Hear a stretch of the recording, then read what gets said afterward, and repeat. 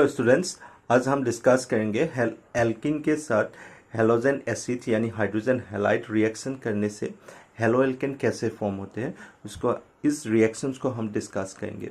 अब इस रिएक्शन के साथ रिलेट है मार्कोनिकॉफ रूल कैसे अप्लाई होते हैं, उसको भी हम डिस्कस करेंगे विथ मैकेनिज्म्स।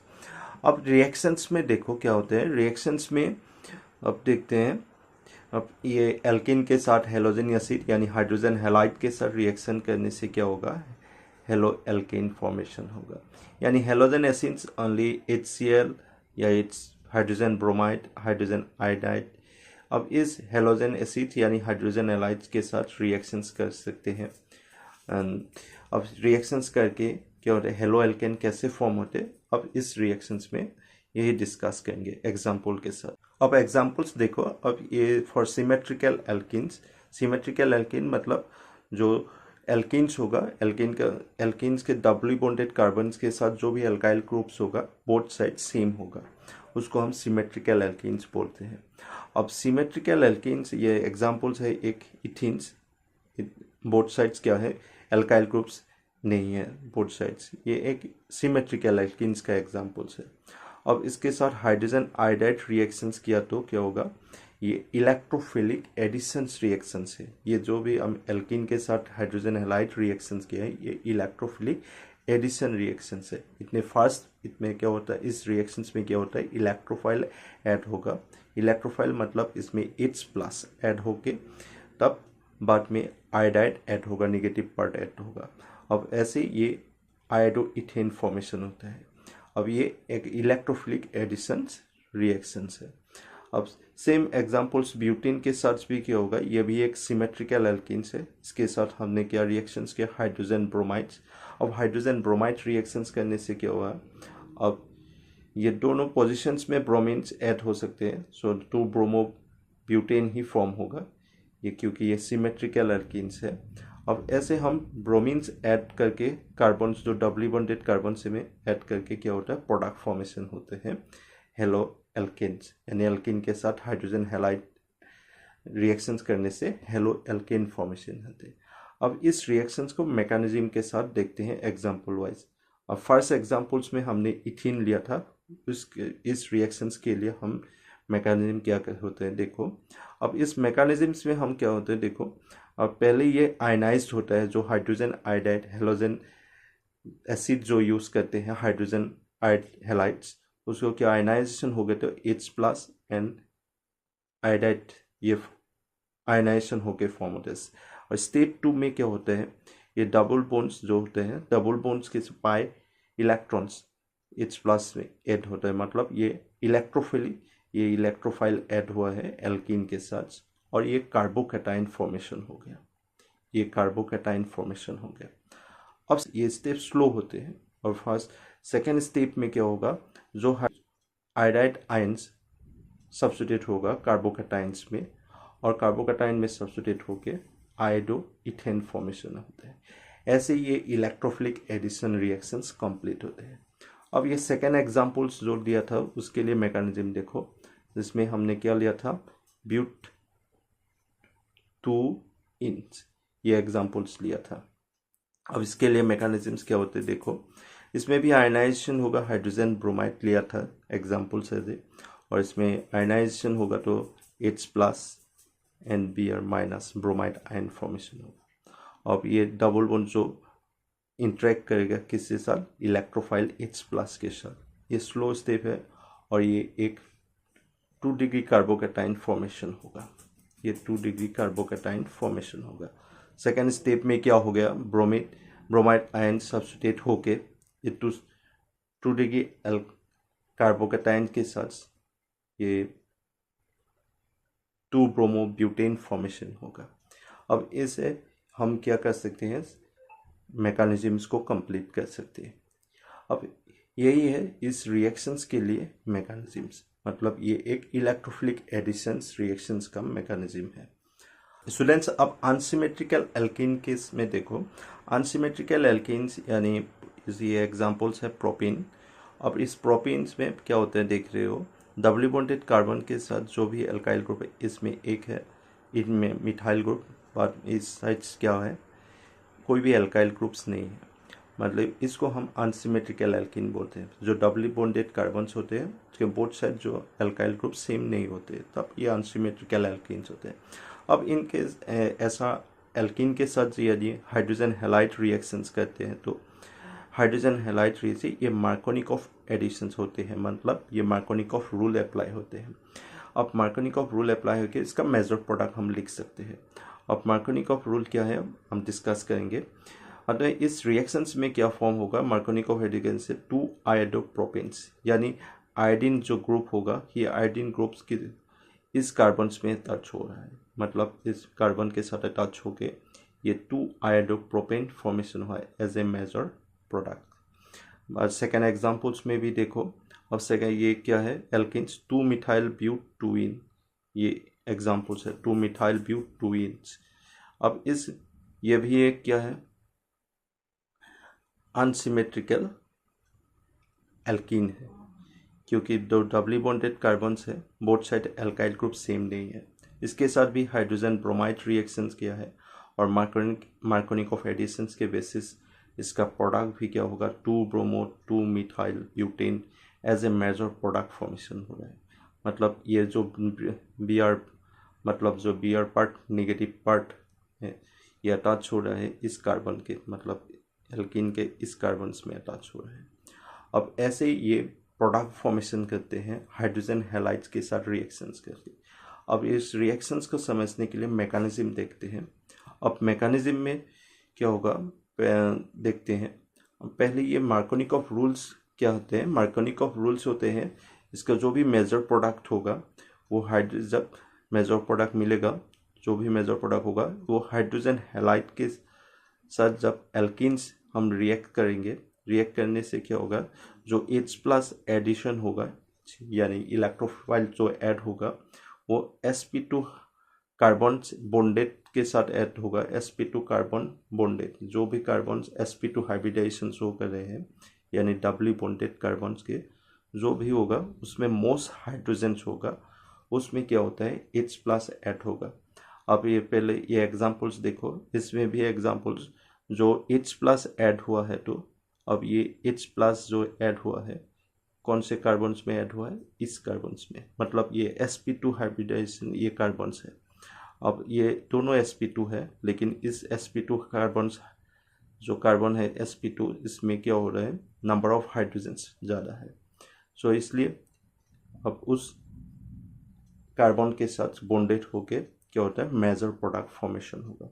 ये है मार्कोनिकॉफ रूल्स। बट मैं इसको ऐसे भी कह सकते हो तुम दूसरे तरीके से, जो अनसिमेट्रिकल एल्कीन के साथ जब हाइड्रोजन हैलाइड रिएक्शंस करेंगे, जब जो नेगेटिव पार्ट अटैच होगा ऑफ द एडिंग मॉलिक्यूल्स, मतलब जो हाइड्रोजन हैलाइड्स है उसको एडिंग मॉलिक्यूल्स, वो भी क्या होगा, डबल बॉन्डेड कार्बन्स के साथ ही वो अटैच होगा, जिसमें क्या होगा, lesser number of hydrogen atoms है, lesser number of hydrogen atoms है। सो एग्जांपल्स में देखो, अब इसमें ये आयोडाइड किस में अटैच हुआ है, इस कार्बन्स में, मतलब इसमें नंबर ऑफ हाइड्रोजन लेस है। अब इसमें भी देखो Br कहाँ अटैच हुआ है, जो उस कार्बन्स में, इस कार्बन्स में भी, मतलब इसमें नंबर ऑफ हाइड्रोजन लेस है इस कंपेयर, इस डबली बॉन्डेड कार्बन्स दोनों से इसमें नंबर ऑफ हाइड्रोजन कम है, इसलिए इसमें अटैच होके क्या हो रहा है, मेजर प्रोडक्ट फॉर्मेशन हो रहा है। यही है मार्कोनिकॉफ रूल्स। अब इसको हम मैकेनिज्म के साथ डिस्कशन करते हैं, कैसे मैकेनिज्म होता है। फर्स्ट एग्जांपल हमने प्रोपीन लिया था, उसके साथ हाइड्रोजन आयोडाइड रिएक्शंस होते हैं। सो ये एक इलेक्ट्रोफिलिक एडिशन सी रिएक्शंस है, तो इलेक्ट्रोफाइल फर्स्ट ऐड होके ये क्या होता है, कार्बोकैटायन फॉर्म हो सकते हैं। कार्बोकैटायन जब फॉर्मेशन होगा तो ये जो H+ ऐड होगा इस कार्बन के साथ भी ऐड हो सकते हैं। सो इस कार्बन के साथ ऐड हुआ तो CH3 ले कन्वर्ट हो गया, और इसमें क्या हो गया, H+ ऐड करने से ये कार्बन पॉजिटिव हो गया, यानी ये एक 2 डिग्री कार्बोकैटायन फॉर्मेशन हो गया।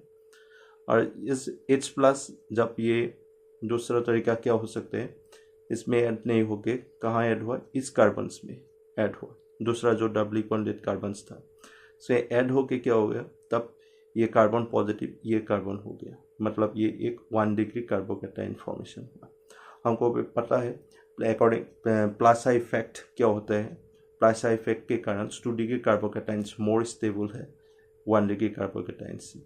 सो अब जो 2 डिग्री कार्बोकैटाइन्स के साथ जब आयोडीन ऐड होगा तो आयोडीन ऐड होने से क्या होगा, तब ये स्टेबल मेजर प्रोडक्ट फॉर्मेशन होगा 2 आयोडोप्रोपेन्स। तब 2 आयोडोप्रोपेन मेजर प्रोडक्ट यूनिट, इसका जो इंटरमीडिएट है 2 डिग्री कार्बोकैटाइन्स मोर स्टेबल है, इसलिए इसमें मेजर प्रोडक्ट फॉर्मेशन हो। और बाद में जो आयोडाइड ऐड होगा तो जो लेस स्टेबल है, अब इसमें लेस स्टेबल के साथ कार्बोकैटाइन के साथ रिएक्शन सब्स्टिट्यूट होगा तो ये 1 आयोडोप्रोपेन फॉर्मेशन होगा, लेकिन ये माइनर प्रोडक्ट फॉर्मेशन होगा। ऐसे ही ये हम प्रोपेन के साथ ये मैकेनिज्म एक्सप्लेन कर सकते हैं। प्रोपेन के साथ जब हाइड्रोजन आयोडाइड रिएक्शंस किया तो 2 iodopropane as a major products और बाद में 1 iodopropane as a minor product formation होता है। सेकेंड एग्जाम्पल्स हमने लिया था 2 मिथाइल ब्यूटेन्स, इसके साथ भी रिएक्शंस करेंगे तो क्या होगा, ये H+ फर्स्ट क्या होगा, H+ ऐड हो सकते हैं जो इस कार्बन्स में ऐड हुआ।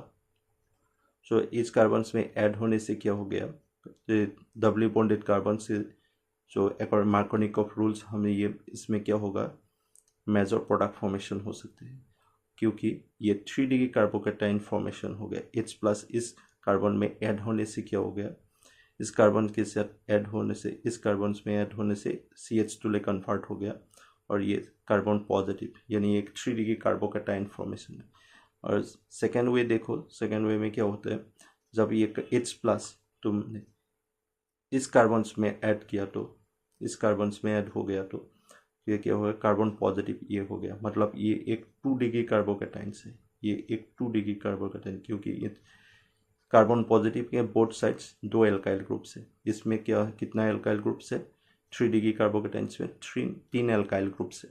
सो इसलिए ये 3 डिग्री कार्बोकैटाइन फॉर्मेशन हुआ और ये 2 डिग्री कार्बोकैटाइन फॉर्मेशन। और प्लासा इफेक्ट ज़्यादा कहाँ पे होगा, 2-3 डिग्री कार्बोकैटाइन। सो ये मोर स्टेबल है इसलिए, और ये लेस स्टेबल है as compare to 3 degree carbocation. So इसमें तो इस रिएक्शंस में इसलिए मेजर प्रोडक्ट कहाँ फॉर्म होगा, 3 डिग्री कार्बोकैटाइन जहाँ फॉर्म हुआ है इसमें ब्रोमीन सब्स्टिट्यूट हो गए, ये एक मेजर प्रोडक्ट फॉर्मेशन हो गया। और बाद में 2 डिग्री कार्बोकैटाइन के साथ जो प्रोडक्ट फॉर्मेशन होगा उसको हम माइनर प्रोडक्ट फॉर्मेशन होगा बोल सकते हैं। ऐसे हम मैकेनिज्म के साथ ये दोनों एग्जांपल्स को एक्सप्लेन कर सकते हैं स्टूडेंट्स आप। लेकिन कुछ एग्जांपल्स है जो अनसिमेट्रिकल एल्किन ही है, लेकिन मार्कोनिकॉफ रूल अप्लाई नहीं होते हैं, उसमें इक्वल अमाउंट ऑफ 50% या 50% equal amount of product formation होते हैं। अब ऐसा एग्जांपल्स है कि देखो ये हेक्स-2-इन, ये हेक्स-2-इन, ये एक एग्जांपल्स है हेक्स-2-इन। अब इसके साथ यानी तुम हाइड्रोजन ब्रोमाइड यानी इसके जो H+ इलेक्ट्रोफाइल रिलीज होगा, वो इलेक्ट्रोफाइल ऐड होगा तो इस कार्बन्स में ऐड होगा तो इस कार्बन्स में ऐड होगा तो और ये H+ ये फॉर्मेशन होगा, ये कार्बोकैटाइन्स, ये भी एक 2 डिग्री कार्बोकैटाइन्स ही है। और इस 2 डिग्री कार्बोकैटाइन के साथ ब्रोमीन्स रिएक्ट करके बाद यानी ब्रोमीन्स ऐड होके क्या फॉर्म हो सकते हैं, 3 ब्रोमो हेक्सेन फॉर्मेशन हो सकते हैं। 3 ब्रोमो हेक्सेन फॉर्मेशन होते हैं। और सिमिलर इस रिएक्शंस में ही देखो जो सेकेंड वे में क्या हो सकते हैं, हाइड्रोजन ब्रोमाइड के साथ रिएक्शंस हो गया तो और इसमें से जो इलेक्ट्रोफाइल H+ ऐड होगा तो H+ ऐड होगा तो ये इस कार्बन्स में ऐड होगा, तो इस कार्बन्स में ऐड होने से तब कार्बन पॉजिटिव ये होगा। और इसमें क्या होगा, जो Br- ब्रोमाइड ऐड होके 2 ब्रोमो हेक्सेन फॉर्मेशन होगा। ये दोनों 2 डिग्री कार्बोकैटाइन्स है।